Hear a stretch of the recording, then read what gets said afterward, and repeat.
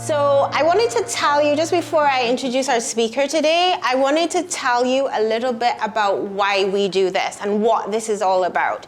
So as Geneva said, I'm Dr. Sandra Vaughn, physiotherapist, owner of Physio Care Physical Therapy Clinic. The team wearing the shirts are part of the Physio Care team, and they're instrumental in everything that we do. Our speaker today is Dr. KEIBER, who's also one of our physiotherapists. I'll tell you a little bit more about her in a second. But our mission this year is to prove to Barbados that when you age, that isn't the end. That is the beginning. You have the experience, you have the wisdom. Our role at Physio Care is to ensure that you use that knowledge and you're moving, you're active, and that you're enjoying these later years. You all worked hard, each and every one of you. And so you need to be able in your golden years to be safe and to be independent. So as part of our Help You Help Your Health series, we call it that because we try every month on the third Saturday of the month to put on a lecture such as this so that you get the information you need to be able to live the life that you want to live. Active, fun-filled, pain-free. All right, and this is our way of reaching out into the community. At my front, I'm seeing some faces that always support us, and I'm really pleased to see them. They can attest to the fact that you come away from each lecture knowing a little bit more, with a better insight, a different perspective into everything. So look out for these continuing, we call it continuing education or outreach programs. You're gonna see a little, some of you who were early, we always reward our people who come early, would have had notebooks and suggestion slips. So you can write us a note so that we want to be able to constantly improve on the product and the service that we provide for you. So I'm straddling the notebook and technological age, so I'm going to refer to my phone. So the setup basically is I will introduce a speaker and she will give you an interactive presentation. You'll have the opportunity to ask and answer questions, have questions answered, and then we'll have a vote of thanks. All right? So I'm going to now introduce you. It is my pleasure. Ladies and gentlemen, right? It is my distinct pleasure to introduce our esteemed speaker for today's enlightening talk titled, Finding Balance in Your Golden Years, Taking Steps to Prevent Falls, the accomplished and dedicated Dr. KEIBER. Now this particular Help You Help Yourself is very special to us. As our regulars would know, we don't usually hold the stage or the platform. We usually have guest speakers come in. So it's my delight to have one of our own presenting today. Dr. CODRINGTON is not just a physiotherapist. She's a specialist with a wealth of knowledge and experience that is particularly relevant to today's topic. Her expertise in exercise prescription, sports injury rehabilitation, injury prevention makes her uniquely qualified to guide us on this journey towards better health and safety in our later years. Her professional journey has been marked by significant achievements, including working with national teams in football. That's her secret love. Track and field, netball, and most notably, Cricket West Indies.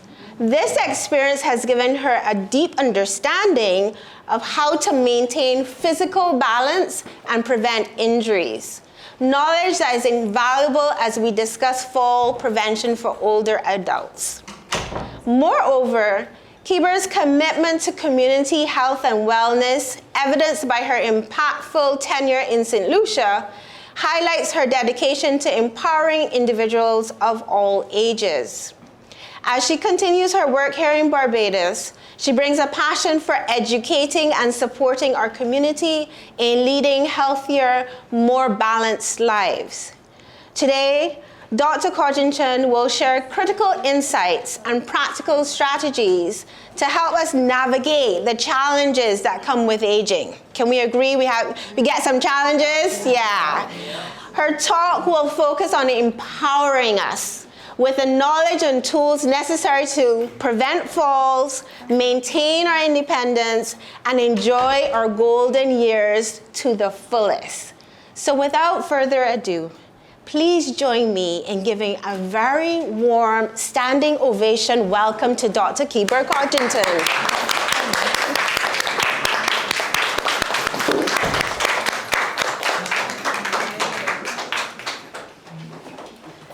Wow.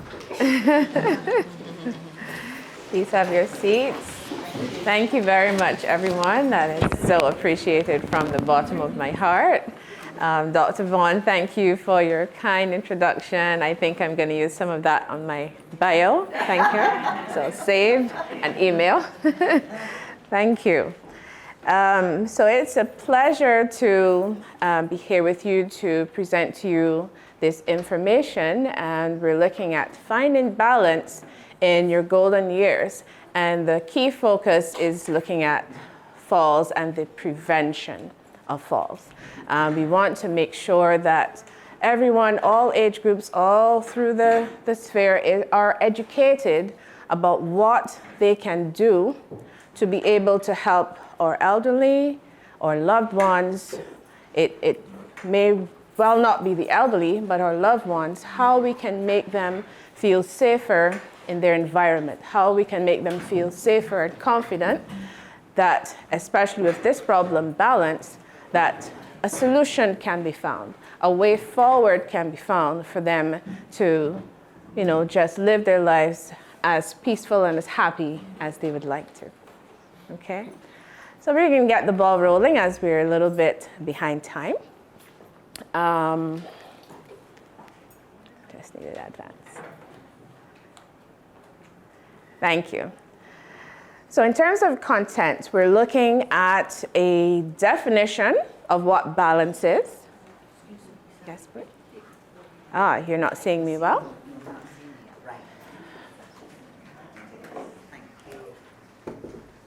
No problemo. Here I am. Right, so we're looking at a definition of balance, and then we're going to examine or look at how we, as physiotherapists, are going to assess balance, how we're going to just look at things. We're going to look at a little bit of training. We're going to get some interactive stuff going on. We're going to go off into the falls and the prevention of falls, and then look at some environmental modifications. Again, the ways and the things and the little devices to make things better. All right?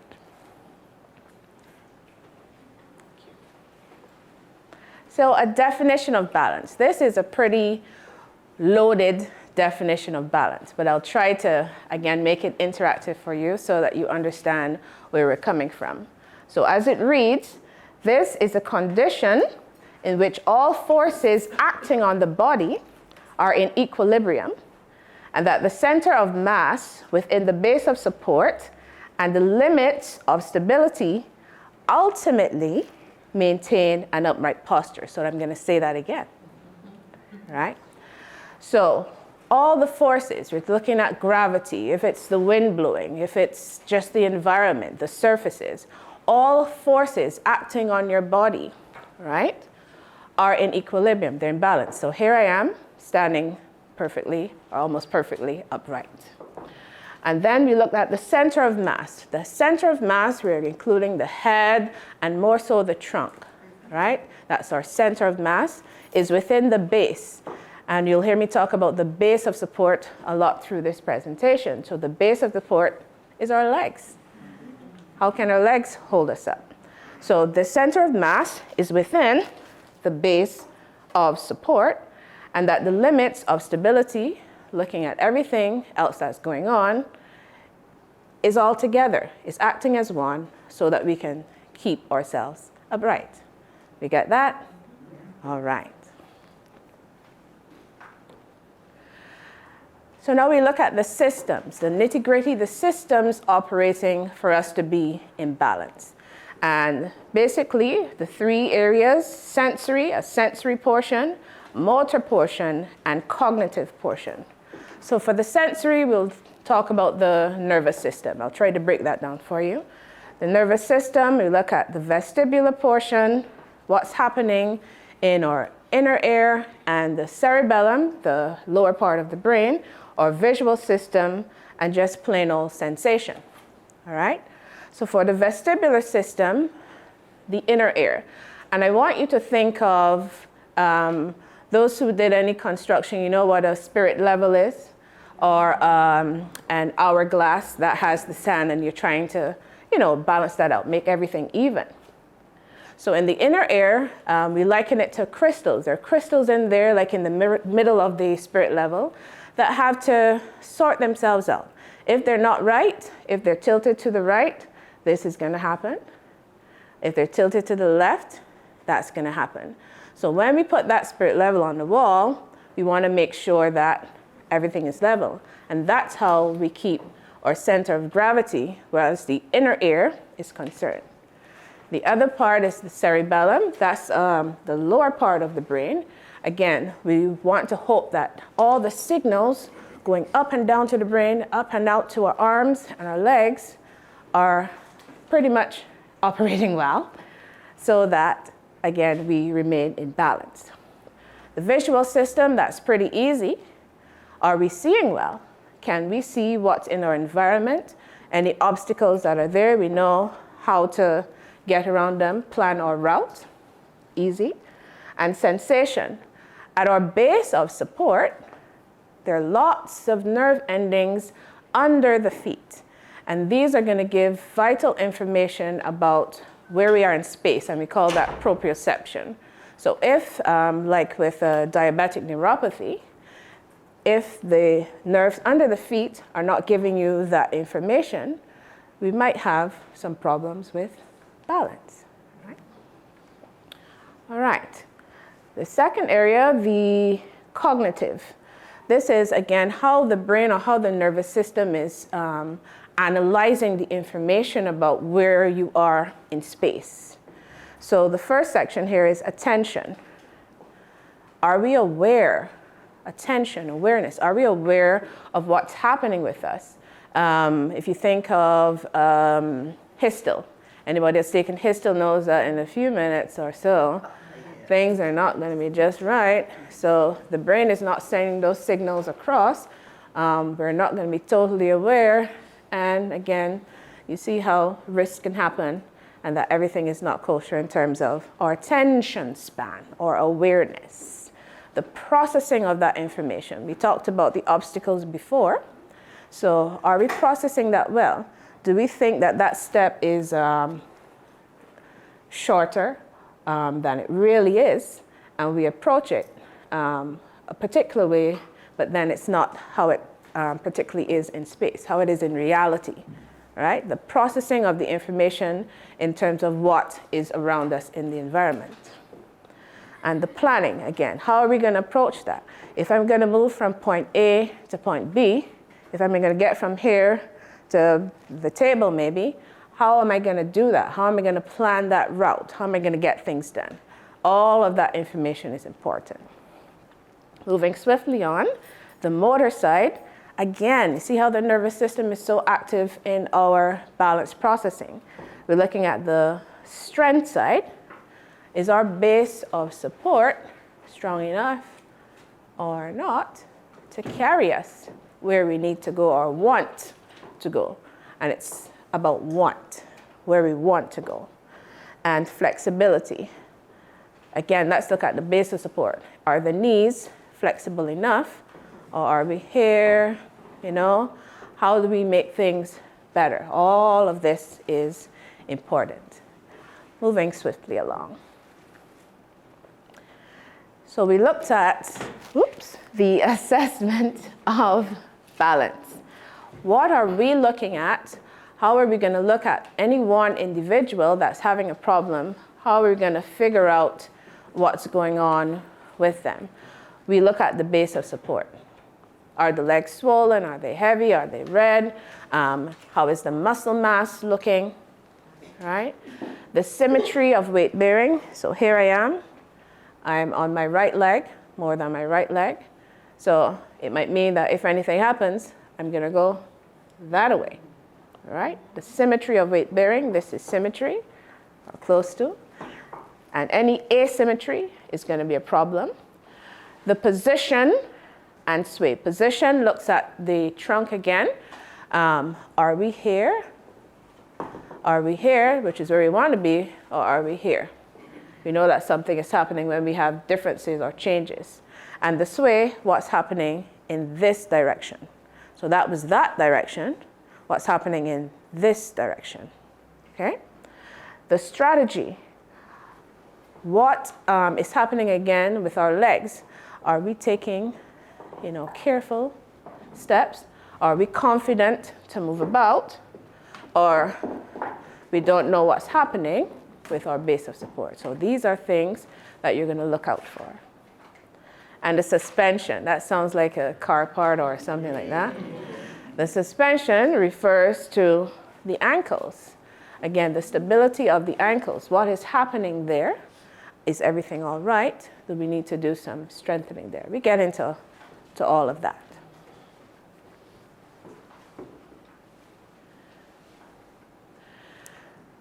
The Berg balance. We have many different tools to assess balance in the clinic atmosphere. This is just one of them. Another one is a time get up and go test. And that would be simple. We look at how long it takes you to get up and go, right? This one is a little bit specific. I'm hoping that you can see it clearly. I'll try to just focus. It's a little knob at the side. Yeah, okay. I think that might work. All right. So as you can see, there are categories, there are components to look at, and then there's a scoring. So the scoring is what we're going to be recording for that individual that we have in front of us. So sitting balance, I'll go through that quickly. Sitting unsupported, what's happening with that person as you are there? Are you all right, or are you falling off your chair? Standing balance, standing unsupported, or standing holding on, right? Standing on one foot, feet together. If I have to turn, what's happening with me, right? Just to get an object from the floor. Tandem standing is standing with one foot in front of the other. All these tests we have to take you through. You need to know what's happening up there, all right? Reaching forward for an object. Are you hesitant to do that? And we find some patients are hesitant to do that, just doing a simple exercise in clinic. So we pick up on that and say, well, hey, let's make these things better. Dynamic balance, for you to get up from your chair, to go from here to another chair, or to the bed, or to the sofa. Turning in a full circle. Again, what's happening with us? Are we making that turn? Is it looking competent, or are you confident in doing that? And maybe stepping up on something, going up or down a flight of stairs. So we have scorings for each of those components, and we grade you. For this one, it's a score out of 56. So again, those numbers, that data, it helps us know, well, do we have a problem here, or do we need to do some work? Let's get things better. Let's get things right.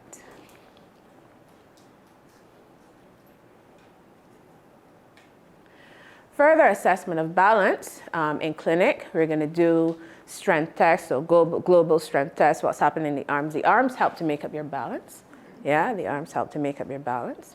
We look at the joint, maybe the knee. Is that joint tight, or is it wobbly? Did you have an injury, a ligament injury or something like that? Spasticity. If you think of someone, has anyone had a loved one who's had a stroke, a CVA? That's good. That's great. So sometimes if you might see a stroke patient, you might see the limb in this position. You've seen that before, yes? Yeah?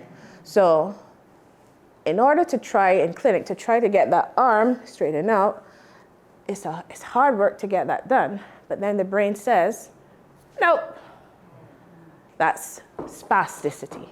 Or you might see it in the walking, it's a bit rigid, a bit straight, like Parkinson's, it's a bit rigid, right? Looking at how we can get those things to loosen up or assess those things. Just the stability, we talked about that, and the biomechanical considerations, what is happening in terms of how you're moving. Is it looking smooth or is it not smooth? Simple as that.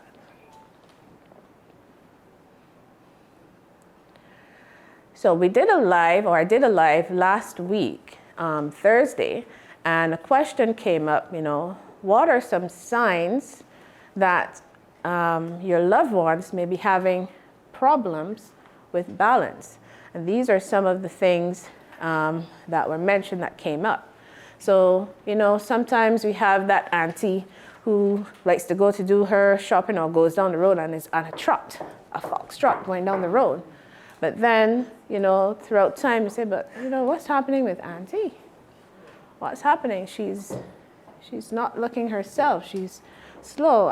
And these are the times that you ask questions, It doesn't have to be point out direct, right? You say, auntie, are you all right? Is everything okay? You're not looking as Speedy Gonzalez as you usually would, What's happening there? Second area, wider stepping or unsteadiness of gait. That speaks for itself. These big wide steps, right? Not confident again. Constantly bumping into things. Sometimes you might see mom or dad say, but where did you get that? When did you stump your toe? What are you always running into, right? So again, we got to be detectives. We got to look around, well, why is that happening? Why is that happening, right? Let's look into it and see that we can, again, get things better. You might have someone who might have woken up and tell you, well, I almost fell out of the bed. I almost, we hope that they didn't fall out of the bed, but I almost fell out of the bed. But why? Ask yourself, but why? It could be that, you were dreaming, but is there another problem? Like an ear infection, is there something happening that's throwing off our balance centers? Okay. A simple thing, getting out of a vehicle, could be an SUV, a taller vehicle.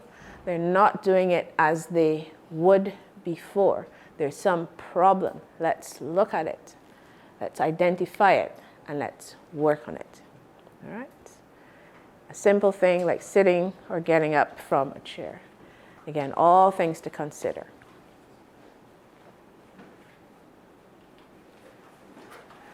So we want to look at the training of balance. Again, what are we going to do about it? Training in clinic. And we train balance or retrain balance in the presence of a disorder. So those are the things that we talked about earlier. What things are happening that are throwing off the balance? We retrain in the presence of a disorder. And a disorder, in this case, would be a disturbance which causes that individual to feel unsteady, giddy, or have a sensation of movement happening. I don't know if anybody has felt this. I felt this recently. I'm driving in the car. I'm stopped in traffic. But then it seems as if the car is still moving. My foot is on the brake.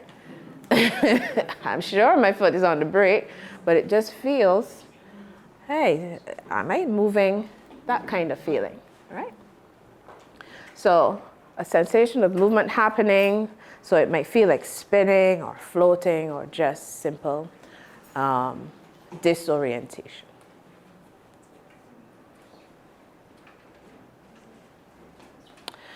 And the examples we mentioned before would be a sensory ataxia, like with stroke, their movement is not smooth. A vestibular neuronitis, that's just a way of saying that, hey, our inner ears or the cerebellum there's something happening with the nerve control of that region, and there's some sort of inflammation. Itis usually means inflammation, all right? So an ear infection or something like that. Vertigo, we hear a lot about vertigo. There are lots of people suffering from vertigo and taking vertigo medication, all right? All these things are important. Neuropathic joints, again, I might liken that to stroke. That joint is just not doing, it's not responding, it's not getting the message to go as it usually would go.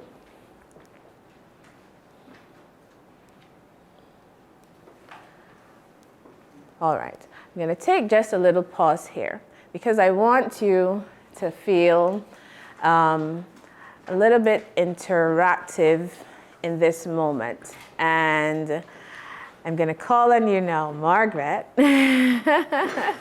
We're talking about balance training. So I just want to show you the higher end of what can happen. And as Margaret comes through,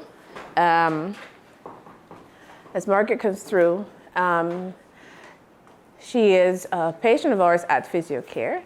And Margaret would tell you that she's suffered quite a few, I'll let you wait over here on the mat, quite a few falls. She's broken her wrist, she's broken her ankle, which she's still recovering from, right?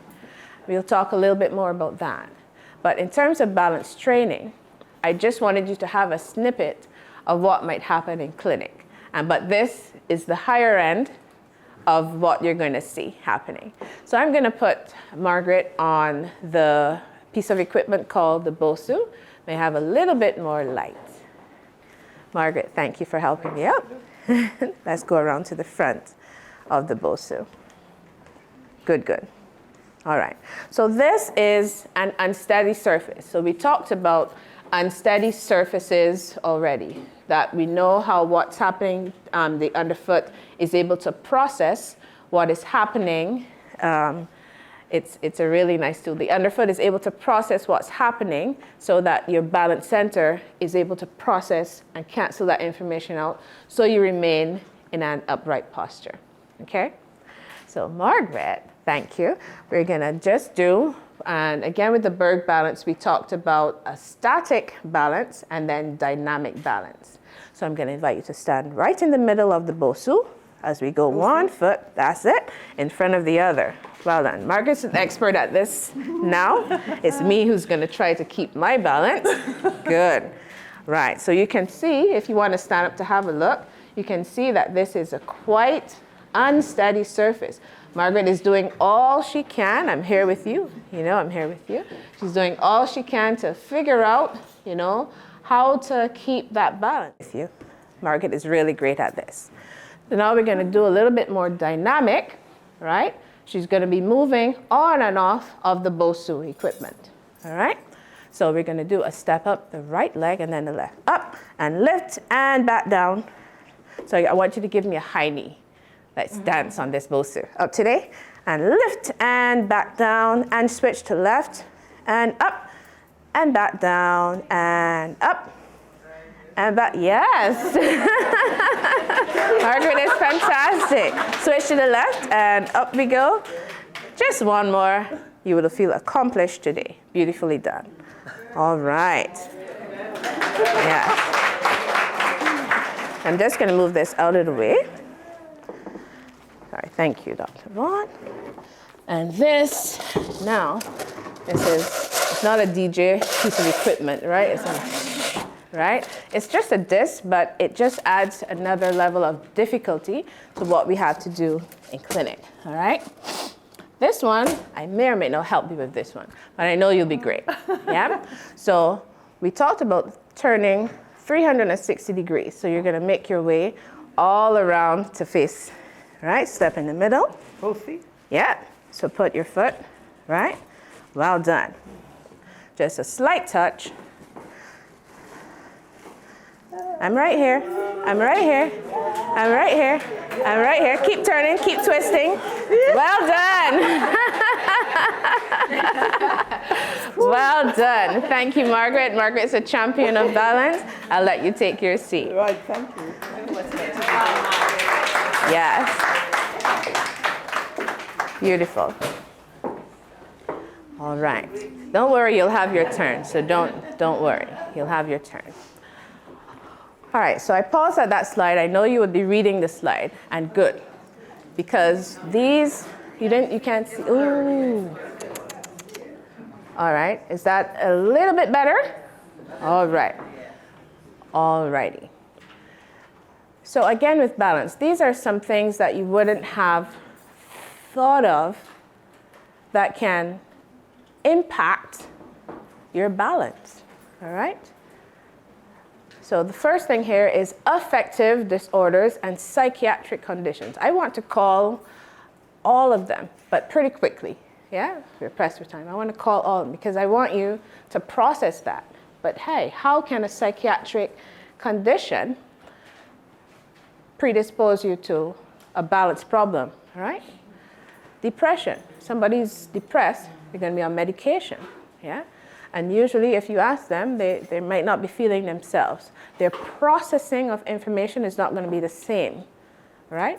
Their balance could be thrown off if they're, a bit sedated, a bit heavy.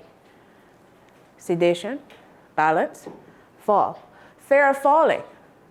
Margaret, who has had 3 or 4 falls, broke, fracture, it's going to be there. So how do we process and filter that information out? It's okay. We can retrain you. We can make things better, right? Sleep disorders, for those who sleepwalk, not really knowing where they're going. Understand? I just want to call them. Substance abuse, high as a kite. Sorry to say it that way, but again, you don't know how to process your environment. Cardiovascular diseases, arrhythmias, AFib.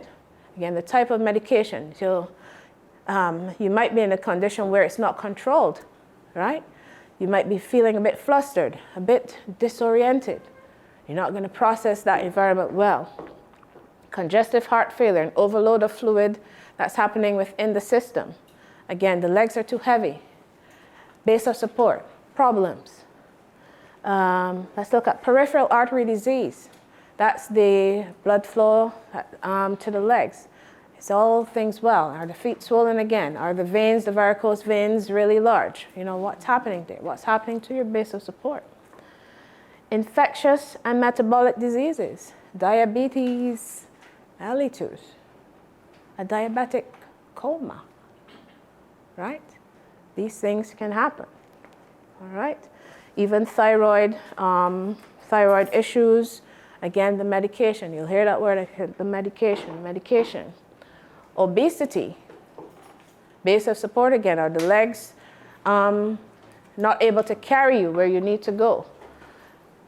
Vitamin B deficiency. Vitamin B, your medical doctor would usually prescribe if you have a nerve problem. And you heard earlier in the presentation, we talked all about the nervous control of balance. Right? Do you have a deficiency? If you're low vitamin B, problems can happen. All right? Musculoskeletal, gout. Does anyone here suffer with gout? Anyone? Seen anyone suffer with gout? Yeah.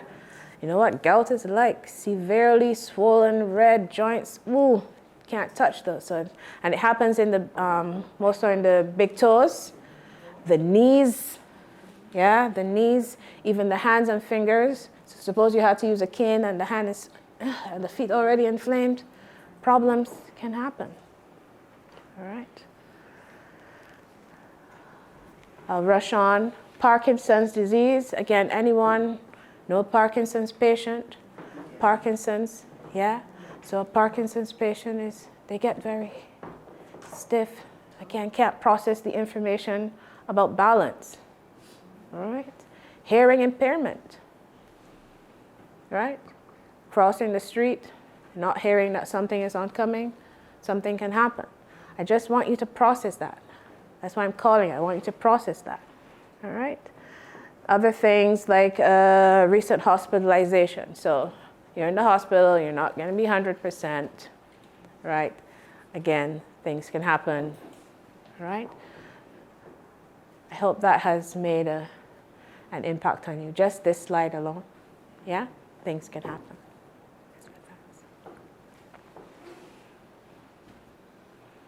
So again, with balance training, I took you to the high end, right, with Margaret. And these are the positions that we would be looking at. In lying, for those who might be bedridden, getting around, moving in the bed safely. We might train you in kneeling on a mat surface. Again, kneeling before full standing, we're taking the legs out of it. Sitting, that you're safe in the chair, or getting up from the chair. Static and dynamic standing, we looked at that. And walking forward, backward, sideways, or tandem. All right, all of that is important.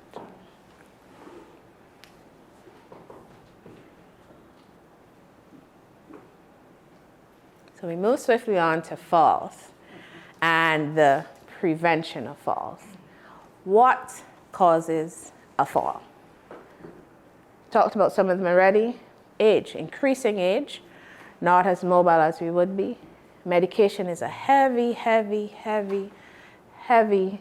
topic with regards to predisposition for falls. All right, the sedatives, the depressive drugs, the antipsychotics, heart drugs, and some anti-inflammatories. You know, somebody told me the other day they can't take Cataflam. Why can't you take Cataflam? They prefer Voltaren over Cataflam. It's the same drug type, diclofenac. One is diclofenac sodium, one is diclofenac potassium. But they can't take Cataflam. He said it makes him feel like he's 2 seconds behind time. So it was really strange. Everybody has a different chemical reaction to medication. He said it makes him feel like he's 2 seconds behind time. And imagine somebody like that going down, and he has lots of flights of stairs to traverse. All right? Medication. Low blood pressure, or we look at hypostatic, I want to say it, well, the fact that getting up from one position, you get a little bit woozy, right? Low blood pressure, the blood pressure drops suddenly. Eyesight, we talked about. Shoes, heels, or flip-flops with straps, supports at the back. Laces can be a problem. If they're always untied, I hate wearing shoes with laces because I always have to bend down to tie them 100 times a day. Those things you can trip over, right? The shoes. So our loved ones wearing supportive shoes. I just leave that one with you. Shoes, look at the shoes. The fall history, one fall more than likely will predispose another because something has not been corrected. Gender, women, this is a worldwide statistics, women fall more than men. Women fall more than men. Not because they're more active than men.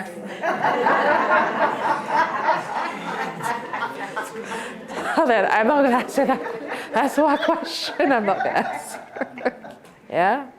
Home hazards. I have there the rugs. There's some of our elderly who like to have a rug everywhere. This door at the entrance doors, then you have a rug in the pathway, then there's another rug to get to somewhere. All of the ends of those rugs can curl up. Rugs like to curl up, so check the home environment. Is it, but do you really need to have that there? Is this just decoration or is it safety? Rugs. Alcohol abuse, again, slows you down. Inactivity. Are they just sitting watching TV and go to the balcony, go and have a nap, go to the kitchen, right? That's all you know. Let them go outside for a walk, take them for a walk, take them for a drive, take them to a park, somewhere where you can increase their activity level. Low vitamin D, I put that there because vitamin D goes with the calcium absorption. So we want stronger bones in case of a fall. That, you know, that bone that we get hip fractures a lot, that bone does not just go with a little tip on the floor. And nutrition. Are they eating well? Are we watching what they're eating? Are they getting the right things in? That's a whole other topic, so I would not dwell there. And this is just a statistic. 50% of persons who have had falls have a high probability of serious impairment of mobility.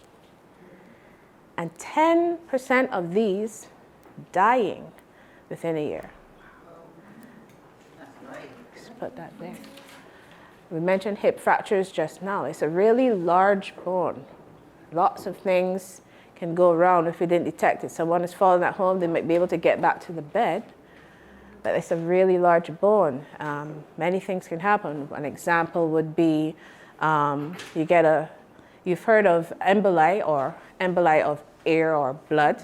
You can get a fat emboli. That bone carries a lot of fat in there. That can get into the bloodstream and go and cause problems. Right? A stroke, death. We don't want these things happening. Let's be detectives. Let's examine what's happening. Now I'm going to invite Shade up, and she's just going to give us a demo of how to get up from a fall. So make sure you see this carefully. The steps are there. I don't know if you want to make it dramatic, Shade, and actually fall.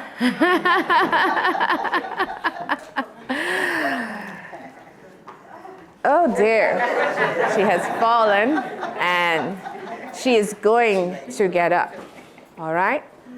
So the first step, roll onto your side. She's already on her side. And then push up onto your elbows, all right? Step 2, use your arms to push yourself onto your hands and knees. Let's see that happen. All right, so you're on 4 points already. 4 points is better than, right? Then 1 on your side. Then we crawl to a very stable place of, piece of furniture. It may be a sturdy chair. Just make sure, not like this, make sure it's up against something, right? Up against something so it can't slide out on you, right? And hold on to it for support. Step 4, sorry? Can you ask a question? Of course. Right, because that is there. Yes. Right? But what if the fall is on the outside? In the road? Like me? You fell in the road. Yes. Where did you fall? Actually, it was a small curve, and I just found myself on the ground. I don't know, I can't remember if it but my Toe or what? or anything. You can come back on, Shadow. Yes, thanks.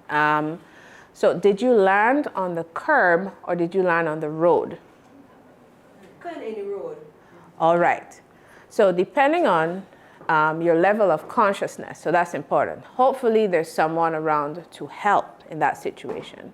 But if as you were conscious, maybe you're flustered in the situation, but and hopefully you would not have injured your hands or anything. But your first priority obviously is to get out of the road. So pushing yourself up to roll to get to a safer position, right?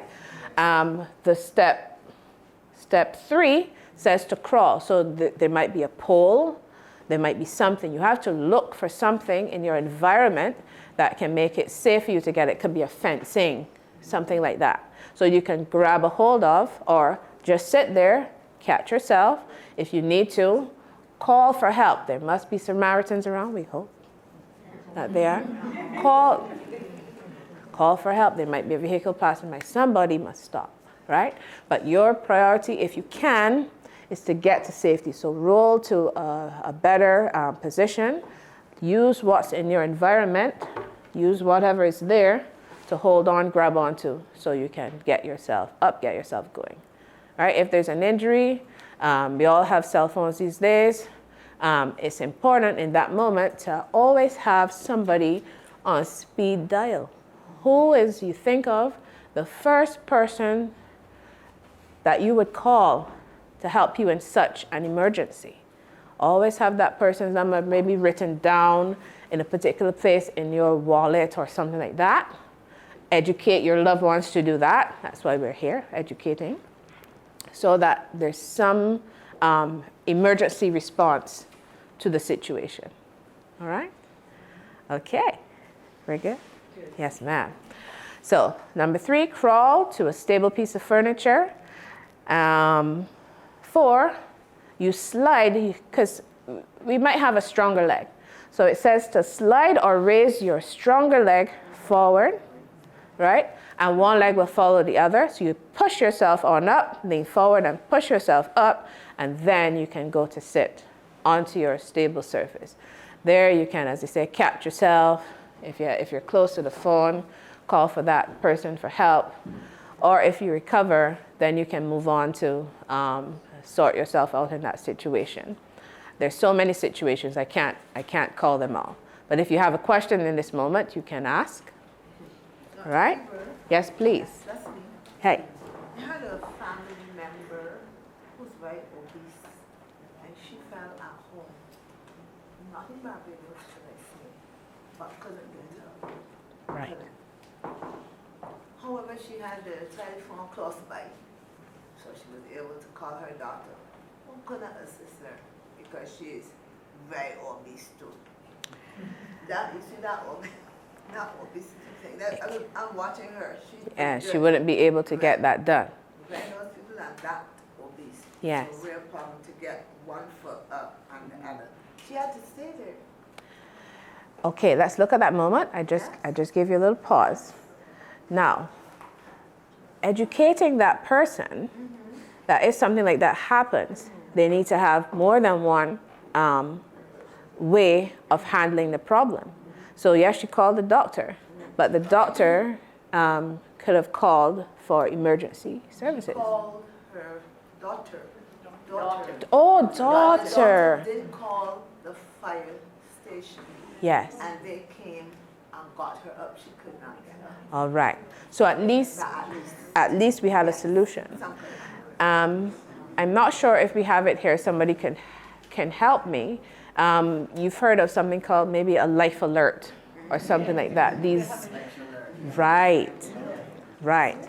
So it's an investment. If you know you live alone, it's an investment so that, you know, if anything happens, there's something to happen. It should be on you. There's a button to press, or there's a phone call you can make, something to get that emergency response, especially if it's a bad injury. Yeah. All right. Thank you. Thank you, Shadi. Trying to move swiftly along. With a fall, we get the woes of falls. Right? I'm sure some of you can relate if you have a fear of falling again. You walk the same place, my friend here, you walk the same place that you were going before. It's like, oh my goodness, am I going to fall there again? Because you don't know how you fell in the first place, right? A fear of falling. Decreased balance, another fall I have. If it's really bad, a hospital stay, right? And a hospital stay might turn into residential care because you might not be able to return. If you lived alone, you might not be able to return home. And those sort of things cause depression and so on, all right? To sum that up, decreased strength, decreased activity levels because you're going to be recovering. But are you recovering in the right way? Are you getting the support to do that? Are you working with your physiotherapist to do that or a caregiver to do that, all right? Or social isolation, yeah, maybe the worst one, right? Because you can't go where you like to go. Who likes to go to Q? Who likes to go on the boardwalk, right? To take that walk, go in the park, you know, just see things. Social isolation is one of the worst ones. So why exercise? Simple, to reduce your fear, improve that balance, overall strength, confidence with walking, increase inactivity level, and reduce that slide before, reduce that fall risk by that 50%, getting things better. There's an underlying myth Pause. that falls are an inevitable. Okay, we'll go back to that slide before. So in this one, I want you to get interactive. I'm gonna let the video play and then I'm gonna pause it again. So in this one, I want you to get a little bit active and do some of the exercises that are in the video. So when you stand up, you're gonna go to the back of your chair, right? So that you can participate. I know it's been a lot of talking, so I wanted to get you moving in this moment, okay? I'm just gonna go back a little bit. There's an underlying myth that falls are an inevitable part of getting old. The surprising truth is our risk of a fall decreases with this one simple thing: exercise. You see, starting at 30, our muscles can lose up to 8% of their strength every decade. So, by the time we're 80, we've potentially lost 40% of our strength. We can help reverse this trend, though, with 6 simple exercises widely used by physiotherapists to keep us mobile and independent as we age. All you need is a steady support, sensible shoes, and a little time each day. Exercise 1. All right. Heel raises. So we pause in this moment. Up we go. Let's have a little bit more light. We don't have to do too much movement, but I just wanted you to move in this moment. All right. So we're getting to the back of the chair. You can move the furniture just a little forward if you don't have space in the back row. Yes, get to stretch. Everybody do a little stretch. We're ready to go. A little bit of movement of the hips. We're ready to go. Easy 6 exercises. All right? So let us just restart. Exercise number 1. Stand tall and hold your support. Then lift your heels off the floor, taking your weight through the front part of your feet. Hold this position for 3 seconds. Then slowly lower your heels to the floor. Repeat this 10 times. 1, 2. Exercise 2. Toe raises. Yes, it's going fast. Stand tall and hold your support again. This time, raise your toes, taking your weight in your heels. Keep upright. Keep Don't upright. stick your bottom out. Not that, like that. And slowly lower your toes. Repeat this 10 times. Good job. Exercise 3. Moving on. Heel toe stand. Stand tall sideways on your support. With Sideways. one hand on your support. Now put one foot directly in front of the other to make a straight line as shown. While looking ahead, take your hand off the support if you can and balance for 10 seconds. Take your front foot back to hip width apart and place the other foot in front instead. Balance again for 10 seconds. Exercise 4. Right. One leg stand. One leg stand. Stand close to your support and hold it with one hand. Now balance on one leg, keeping the Either this way or this soft way. and your posture upright. Hold this position for 10 seconds. Then repeat on the other leg. Exercise 5. Heel toe walking. We'll be walking forwards for this one. You just need 2 So use the steps. support like a sideboard. Just about 2 steps. Stand tall with one hand on your support. While looking ahead, place one foot directly in front of the other. This is the so your tandem. feet form a Exactly. straight line. Then Exactly. move the back foot in front of the other. Just 2 steps. Whoop. Continue a steady walking action for 10 steps. Just there. You wouldn't be able to move. So you can see it's difficult to just go from there to there. Turn around and repeat the steps in the other direction. Right? One foot directly in front of the other. Sit to stand. Yeah.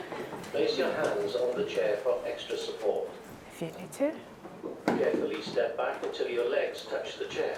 That's safe Slowly sitting. lower yourself back into the chair. Repeat this 10 times. Just one more stand That's it. and one Keep more these sit. up and you will help your muscles stay strong. If you'd like to keep these exercises handy, download our That was just a little video from the Chartered Society of Physiotherapy, UK. Of Physiotherapy. All right. Good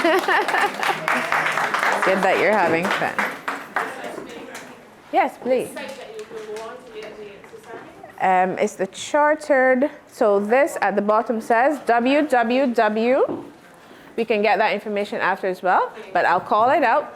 www.csp.org/get up and go, all in one sentence. Get up and go.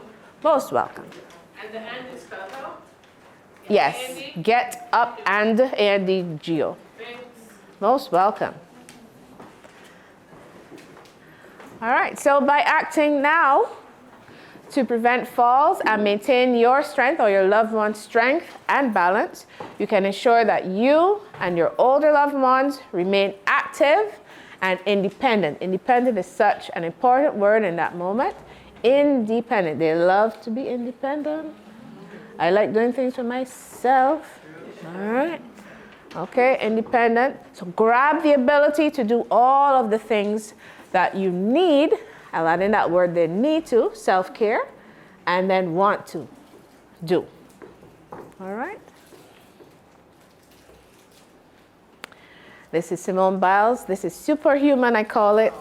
Superhuman balance. I don't know. No, we're not going to be able to do that. Well, she stuck the landing. All right.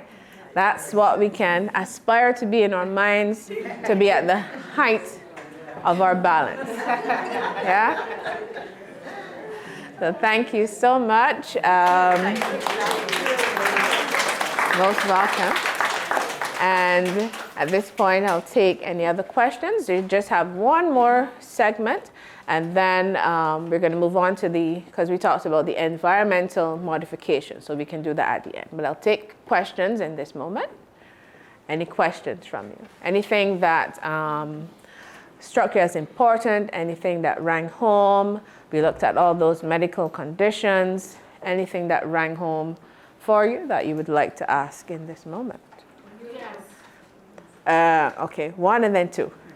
When you were addressing the medical conditions, you alluded to thyroid.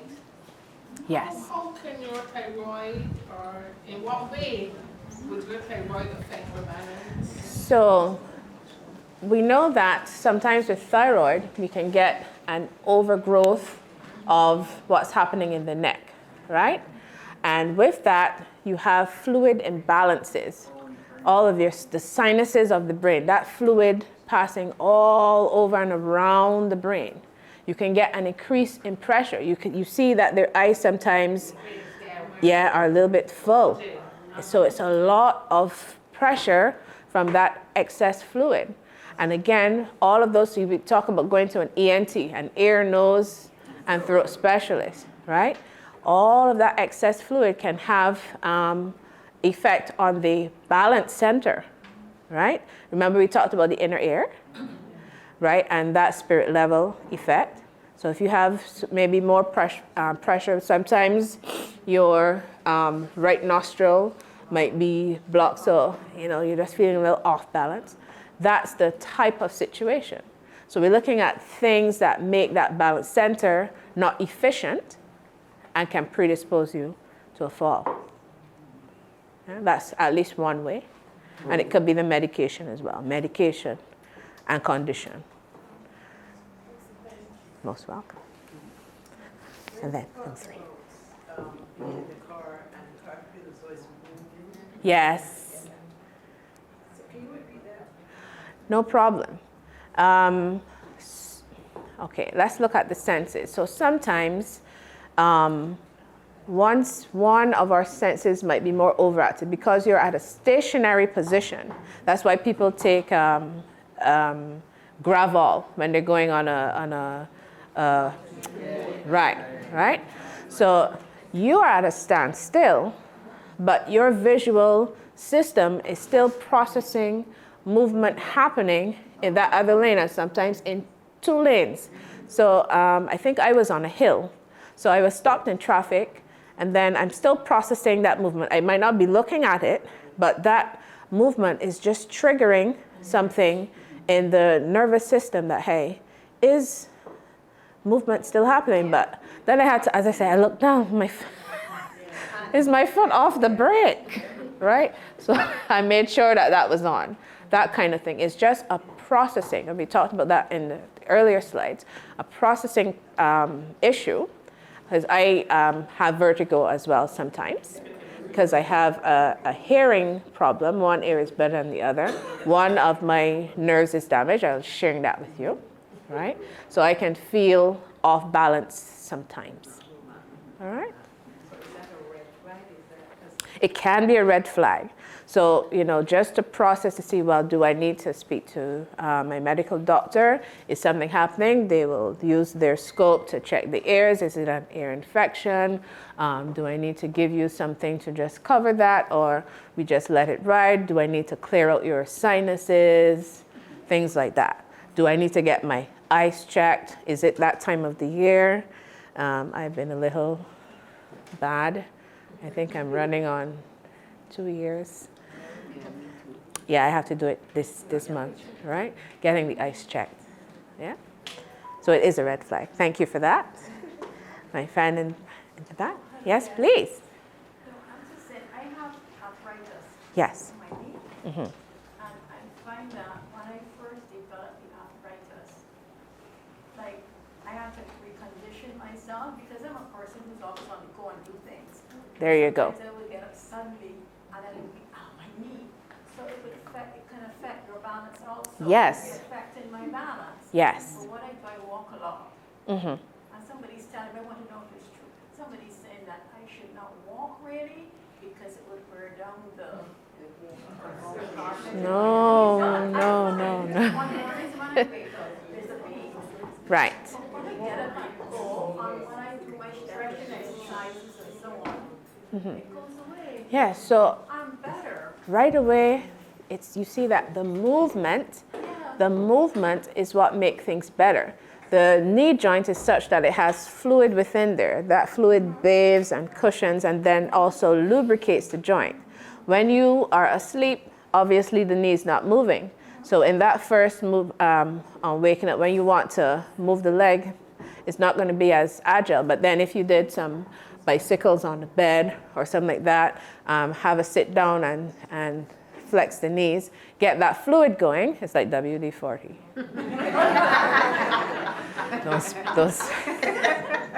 Don't spray with it though, right?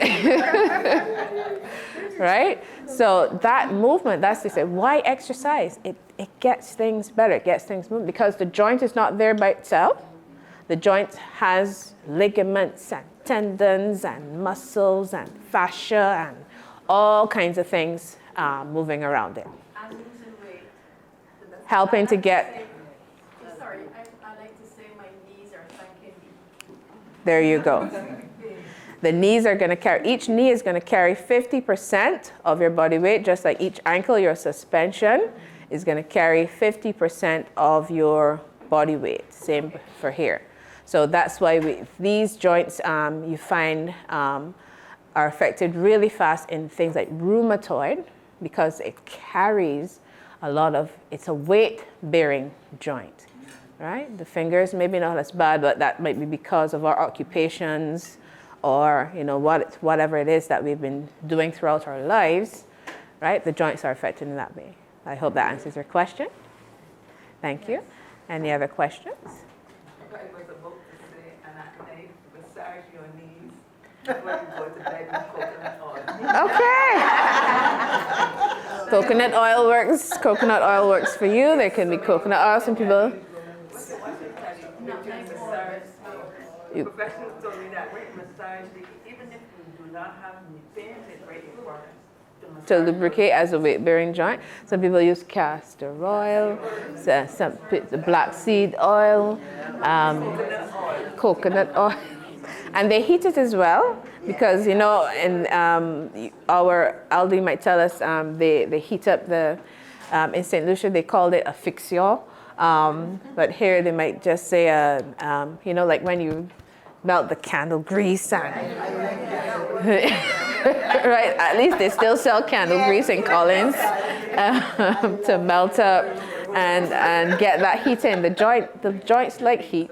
The joints like heat. That's why people travel from temperate regions to come in the heat to get their joints feeling loose, all right? Nutmeg oil is also good. Pardon? Nutmeg. There's nutmeg sprays available as an analgesic, so yes. Mr. Ian? Yes.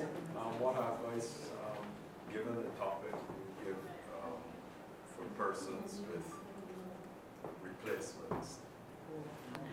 All right, that's a replacement of the knees and hips. And shoulders. And shoulders. Shoulders, yeah, we talked about the arms being part of the balance. I didn't cover a lot of that. Okay, but we looked at it. Exercise. The joint is an artificial joint, but the surgeons are still able to reconnect things where they're supposed to be, approximate, so that the joint works as functionally as possible. Just like a bodybuilder, look at what Arnold Schwarzenegger looks like now. He's not training, so he's gonna shrink out. He's not as nice and buff as he would be when he was training, right? So exercise, the joint is not a unit by itself. It works with all of its supporting structures. So definitely exercise. If you're unsure of what to do, that's why we are here. If you ask your physiotherapist, what can I do? We do an assessment and say, well, hey, this is what we do at Physio Care. We look at what might not be working well. That's when we assess you, that's what we're looking at. What is not working well? How do we get it to work well? By using different hands-on techniques. And then when we get it working well, then we increase the load. You'll hear us talking a lot about load. How do we load the joint then so that strength can be built? All right.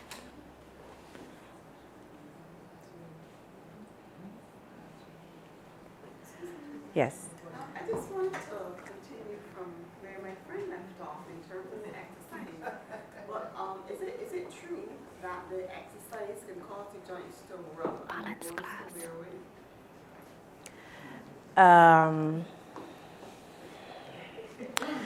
Okay, it's not a difficult question. I just want to answer it in a way that gives you a wider perspective, all right? When we pass at least 18 years old, right? Because we're in a standing loading position, our joints have already started to wear away. Already, especially if you're an athlete or something like that, or as you're on the go, or all the ones used to walk to and from work, right? Those joints have already started to wear away. They're going to suffer some form of wear and tear. So let me fast track an example. When the orthopedic surgeons are at their conferences, and they have up a whole big bunch of x-rays, you know, this knee, this knee, this knee, and how they might fix it or whatever. But then we ask, well, is this person symptomatic? Is this person actually having knee pain? Their knee might look horrible, no space, no nothing, joints look like they're rubbing, but they have no pain. Every single person is different. Yeah, every single person is different, right? But those joints are, especially the weight-bearing joints, are going to suffer wear and tear. So movement is what is required, yeah? If we need to modify that movement, then we look at ways to doing it, making it easier, maybe not weight-bearing, right? Making things easier for you to be able to get to your goals. All right. May I have one more slide? Righto. So, at Physio Care, as Dr. Vaughn talked about, we wanted to make sure and make it a mission of ours to make sure that we continue this vein of balance and fall prevention. So we're going to be starting a fall prevention and balance class. It's going to be held on Tuesdays and Fridays at Sweat Gym. Sweat Gym is in St. Thomas in the Canewood complex with that windmill. I'm not very good at giving the directions there. Sorry? Yeah, it's right adjacent to Do It Best. Thank you, Margaret. I'm there almost every other Tuesday. And thank you, Margaret. So we're trying to cater to 60 plus, the 60 plus age group, males and females, so that we can get you even doing things like what's in the picture, being able to improve your balance, all right? The classes, the package or the program is going to be 8 classes in all, twice a week. So that's going to be 4 weeks of work, steady work, and it's going to start from February 6th and onward. We have a sign-up sheet, so if any of you are interested, that you can sign up today. And we have another event coming up, very exciting, paint and sip. I don't know who likes to paint and sip in the room. There you go. We have a sign-up sheet ready. It's going to be fun. It's going to be a blast. I've never done it, so I am quite excited to do that. I've rediscovered my drawing and painting skills. You can get a 5% off the package. You can call in to the clinic, WhatsApp, call. You'll speak to Geneva to liaise about how those programs are going to run. Okay? Yes, please. Sorry, the classes are 4 to 4:45, 4 to 5, 4 to 5. Right. I'm just thinking about turnover. Right, 4 to 5, because Pilates follows soon after that, right? We also do in-person classes on the Tuesday evenings, and those start at 5 o'clock. We do a mat class, right? So as I said, any further information, you can call in to get more information on how those packages work. All right? Yes, please. We have Pilates online for right now, but this is our hybrid. We're just starting out. We're going to work on this, and then if it's worthwhile that people want to have more, then as we do in our Saturday Pilates classes, those are online, right? The only thing we're dealing with balance, so once we have to make sure that even though you're online, that you're setting up in a safe place. All right. Can I have a little bit more light?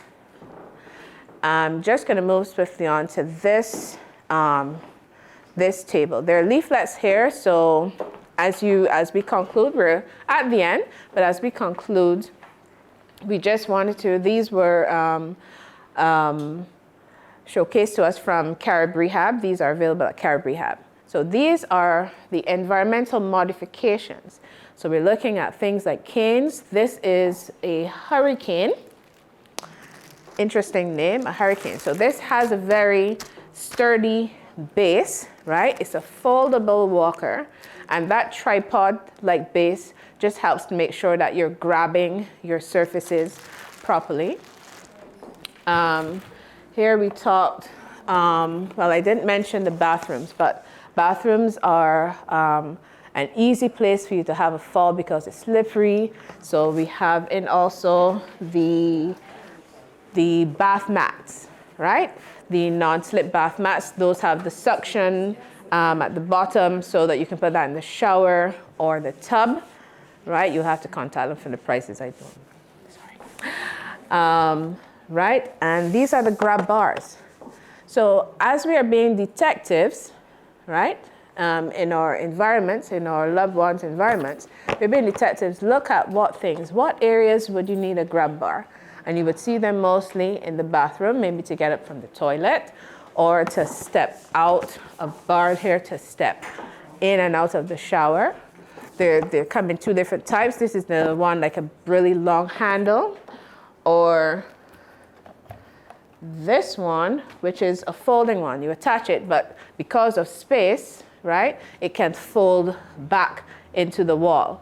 So it's easy. It has a nice hydraulic mechanism. You can pull it out, hold on to it, and then as you move into another space, you can store it, all right? The mobility aids, you have your rollator. So maybe let me pause on that. I chose this as a transfer shower bench. You wouldn't see it so wide, right? Don't really see it that wide. But this you can have on the in and out. That can span, right? So it can sort of help you. You're in the shower here, and you can transfer, slide, and you can get out of the shower. So you just have that little bit of extra support, so you can get from here to here, and then your grab bar, so you're out of the shower and good to go. All right, you can see that happening. Right. Mobility aids, we're accustomed to seeing the walkers. Sometimes let your physiotherapist choose which type of walker might be better for your loved one, because some have wheels. Depending on where they live, wheels might not be a good thing, right? Some are folded or some are sturdy, and that we look at the rubber as well to make sure that they're all safe, right? It's all about safe prevention, right? This is another walker type. This has a seat. This can fold up and down. We can open them as we close off, so that you can sit down and roll yourself in the house from there to there, especially if you're feeling you're having a flare of knee pain or something.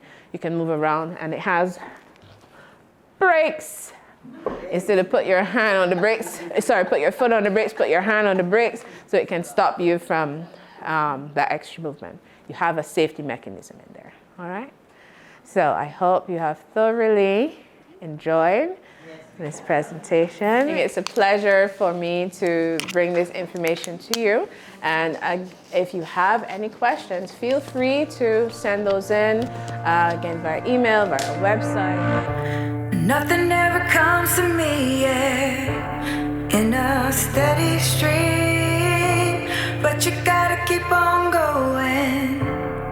You gotta live that dream. I know